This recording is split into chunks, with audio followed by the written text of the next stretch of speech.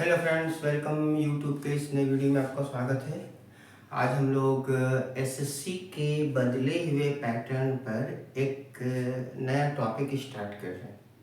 Topic को समझिएगा, बार बार बोलता हूँ, टॉपिक को समझिएगा, है ना। तो ये एसएससी एंड रेलवेज के एग्ज़ाम के लिए एक बड़ा ही इम्पोर्टेंट टॉपिक है। और कभी कभी सिविल सर्विसेज के एग्जामिनेशन में भी ये क्वेश्चन आ जाता है और एसएससी के लिए एक नया तरह का क्वेश्चन है। हालांकि एसएससी के एग्ज़ाम में एक ऐसे प्रश्न पहले आते थे, बट उनका पैटर्न थोड़ा चेंज हो गया है। जैसे भारत के प्रसिद्ध आश्रम। ऐसे तो हम लोग आश्रम के संबंध में जानते हैं कि वैदिक पीरियड में 3 आश्रम थे। प्रारंभिक जो आश्रम होता है वो ब्रह्मचर्य आश्रम, गृहस्थाश्रम आश्रम, वानप्रस्थ आश्रम। देन उसके बाद फिर उत्तर वैदिक काल में चौथा आश्रम संन्यास आश्रम जोड़ा गया। जाबाल उपनिषद में चारों आश्रमों की जानकारी दी गई है। तो जब हम भारत के प्रसिद्ध आश्रमों की बात करते हैं तो उसमें आनंद वन एक प्रमुख आश्रम है।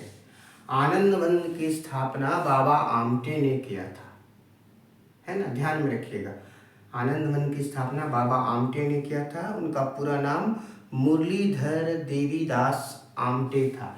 एक बहुत ही रिच परिवार के, अमीर परिवार के लड़के थे, लेकिन महात्मा गांधी के विचारों के प्रभाव में आकर के उन्होंने अपना संपूर्ण जीवन समाज कल्याण में लगा दिया, है ना।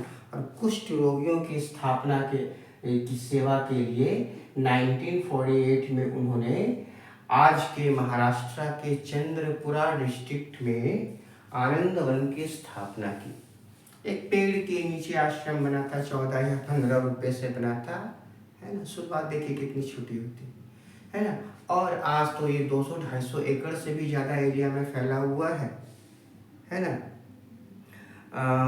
बाबा आमटे को 1999 में गांधी शांति पुरस्कार मिला।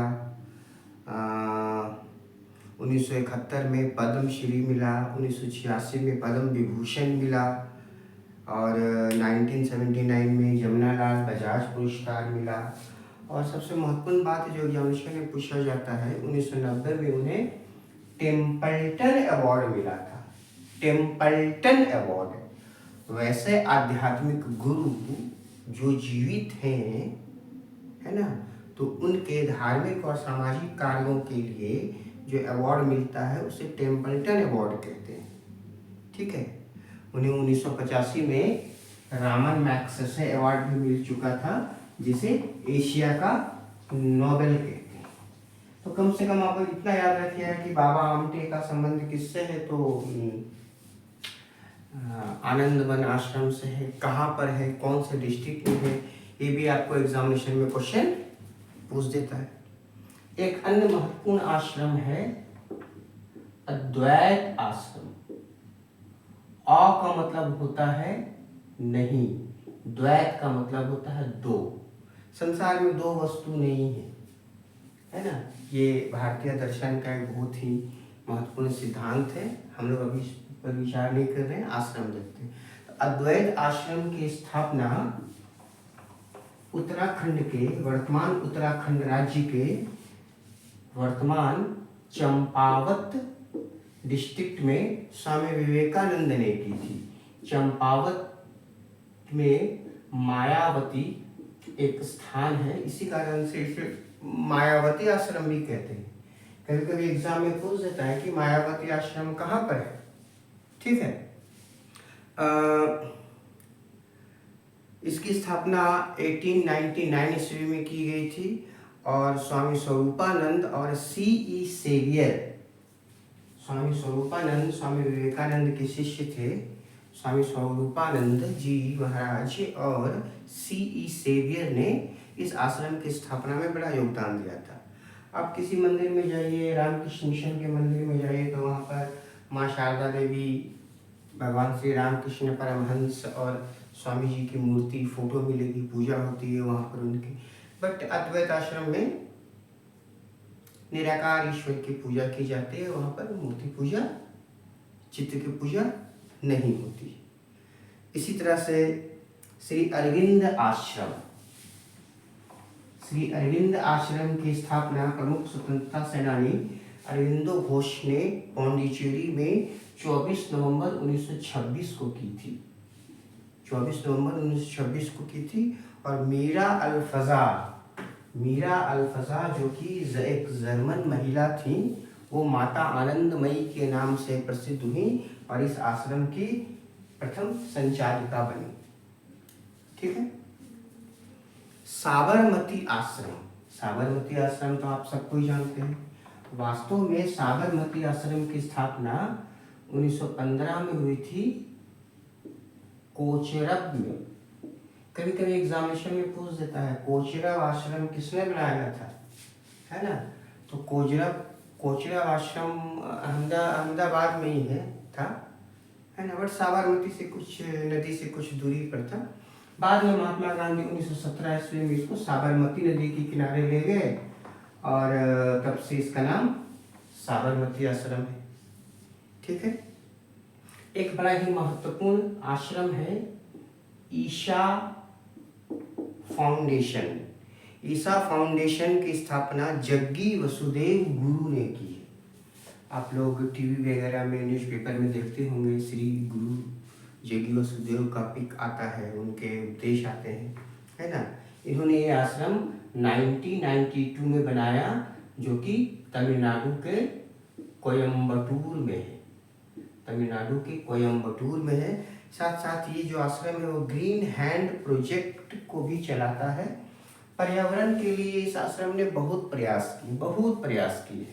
ग्रीन हैंड प्रोजेक्ट इसका एक महत्वपूर्ण प्रोजेक्ट है। एग्जामिनेशन में कई बार क्वेश्चन पूछा जा चुका है। भारत के प्रसिद्ध आश्रमों में एक बड़ा नाम आता है आनंद मार्ग आश्रम।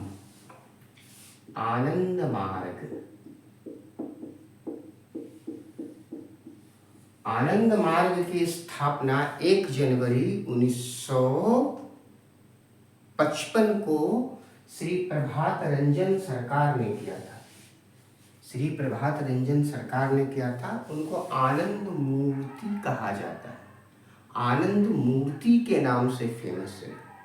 उनका जन्म 1921 ईस्वी में बिहार के जमालपुर में हुआ था, है ना। पारिवारिक जिम्मेदारियों को निभाते हुए वे रेलवे में भी नौकरी करते थे, लेकिन अंदर आध्यात्मिकता का महासागर उमड़ रहा था। ईश्वर से मिलन की व्याकुलता थी, है ना। इसी कारण से उन्होंने सब कुछ त्याग करके इस आश्रम की स्थापना की और एक बहुत विशाल और बहुत दर्शनीय और साथ साथ अध्यात्म का जागृत स्वरूप आपको वहाँ पर मिलेगा। तो आनंद मार्ग आश्रम की स्थापना श्री श्री आनंद मूर्ति ने किया। परीक्षा के हिसाब से इतना ध्यान में रखिएगा। रामकृष्ण मिशन, जैसे अभी हमने बताया था कि अद्वैत आश्रम रामकृष्ण मिशन का ही एक भाग है। तो रामकृष्ण मिशन की जो स्थापना है वो 1 मई 1997 को की गई थी। माफ करिएगा, 1 मई 1997 को की गई थी, जब श्री रामकृष्ण परमहंस ने अपने शरीर का त्याग किया। तो उनकी जो सेवा करने वाले जो उनके भक्त थे, छोटे लड़के थे, उन्होंने निर्णय लिया कि उनमें से बहुत सारे लोगों ने निर्णय लिया कि अब वे घर नहीं लौटेंगे, अब वे वापस नहीं जाएंगे। और उनके गुरु ने उन्हें जो शिक्षाएं दी हैं, उन्हें जो आत्मीयता और प्रेम दिया है, उसको वो सारी जग में फैलाएंगे। और इसी की परिणति से कलकत्ता के वराहनगर में एक घर किराए पे लिया गया, है ना। और वो बड़ा ही खंडहर जैसा इलाका था, बड़ा ही वीरान इलाका था। लोग उसे भूतेर बाड़ी कहते थे। भूतेर बाड़ी बांग्ला में भूतों का घर है ना। लेकिन साहसी और युवा सन्यासी जो है वो वहाँ पर निवास करते थे। यहीं पर वास्तव में स्वामी विवेकानंद ने रामकृष्ण मिशन का वास्तविक रूप से संगठन किया, है ना, और धीरे धीरे इसका विस्तार हुआ। एग्जामिनेशन में आपको रामकृष्ण मिशन के लोगो वगैरह से क्वेश्चन आता है। आप रामकृष्ण मिशन के लोगों को देखेंगे तो ऐसे कुंडली मारा हुआ एक सर्प है ना। ये जो सर्प है वो कुंडलिनी जागरण का प्रतीक है। कुंडलिनी एक शक्ति होती है, उसके जागरण का प्रतीक है। और आप देखेंगे उस लोगों में एक समुद्र है, समुद्र में एक हंस तैर रहा है, वो हंस ईश्वर का प्रतीक है। और नीचे लिखा हुआ है तत्र हंसो प्रचोदयात्। ध्यान में रखिएगा, ये एग्जामिनेशन में क्वेश्चन पूछा जा चुका है। तत्र हंसो प्रचोदयात्। रामकृष्ण मिशन विशुद्ध रूप से एक धार्मिक संगठन है ना। और इसका लक्ष्य है आत्मनो मोक्षार्थ जगत हितायश्च, अपने मोक्ष और जगत के कल्याण के लिए, है ना। बाद में ये आश्रम धीरे धीरे विकसित होता हुआ अभी कलकत्ता के वेलूर मठ में इसका मुख्यालय है ना। और इसके पहले और अंतिम महा अध्यक्ष स्वामी विवेकानंदा थे। उसके बाद से संस्था के प्रमुख को अध्यक्ष कहा जाता है, महाअध्यक्ष नहीं बोलते हैं। दूसरे अध्यक्ष का नाम स्वामी ब्रह्मानंद जी महाराज है, ठीक है। इसी तरह से शांति कुंज आश्रम, शांति कुंज आश्रम हरिद्वार में है और इसे गायत्री परिवार कहते हैं। आप तो गायत्री मंत्र के बारे में जानते होंगे। गायत्री मंत्र के दृष्टा, देखने वाले, महसूस करने वाले विश्वामित्र ऋषि हैं, है ना। ईश्वर ने विभिन्न माध्यमों से मंत्रों को प्रकट किया, विभिन्न ऋषियों के द्वारा मंत्रों को प्रकट किया। तो ऋग्वेद के तीसरे मंडल में गायत्री मंत्र है ना। और इस संस्था के जो संस्थापक हैं परम गुरु श्री राम शर्मा आचार्य जी, उनका जो जन्म है वो आवल खेरा गांव में हुआ था। और उनकी धर्मपत्नी भगवती देवी शर्मा आनंद और प्रतिमा, आनंद और ममता की साक्षात देवी का स्वरूप है उनका। ये आश्रम हिंदू समाज, और हिंदू समाज ही क्यों, विश्वव्यापी कल्याण के लिए ये बनाया गया है, ठीक है। वर्तमान समय में डॉक्टर प्रणव पंड्या इसके संचालक हैं। बहुत महत्वपूर्ण बात है कि उनको राज्यसभा का सीट ऑफर किया गया था, बट उन्होंने विनम्रता पूर्वक मना कर दिया, ठीक है। उसी तरह से art of living, art of living के संस्थापक श्री श्री गुरु रविशंकर जी हैं। और उन्होंने 1981 में इस आश्रम को बनाया था।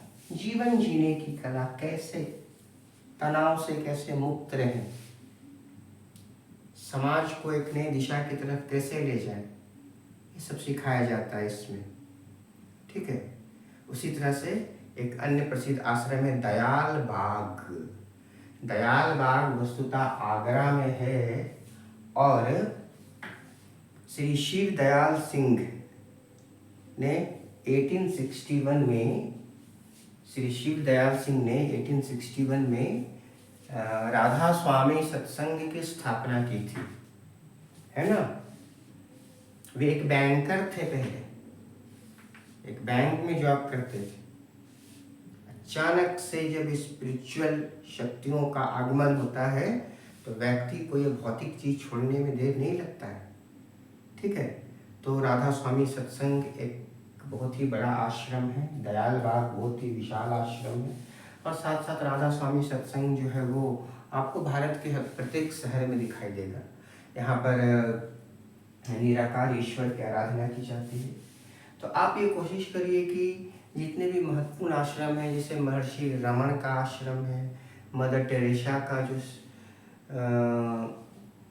मिशनरीज ऑफ चैरिटीज़ है, मदर टेरेसा का ही निर्मल हृदय है, महर्षि मेही आश्रम है, महर्षि महेश योगी आश्रम है ना। ऐसे बहुत सारे आश्रम हैं जिनसे एग्जामिनेशन में क्वेश्चन पूछ सकता और पूछा है पहले, है ना।